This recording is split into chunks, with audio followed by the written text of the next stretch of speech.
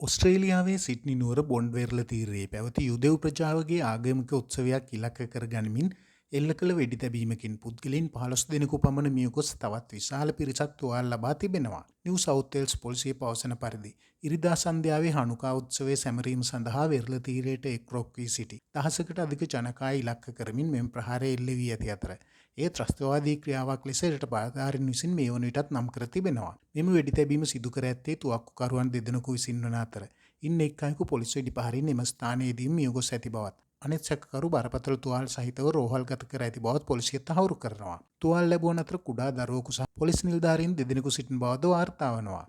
තුවාල ලැබූ 29 දෙනෙකු පමණ රෝහල්ගත කර ඇති බවත් ඉන් කිහිප දෙනෙකුගේ තත්ත්වය බරපතල වන බවත් රෝහල් ආරංචි මාර්ග පවසනවා.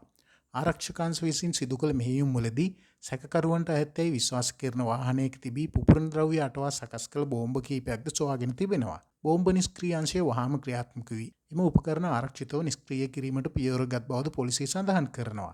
මෙම ප්‍රහාරය යුද විරෝධී ආකල්ප මත පදනම්ව එල්ල වූවක් බවට සැක කරන බව තමයි ඔස්ට්‍රේලියානු අග්‍රාමාත්‍යවරයා ප්‍රකාශ කරන්නේ.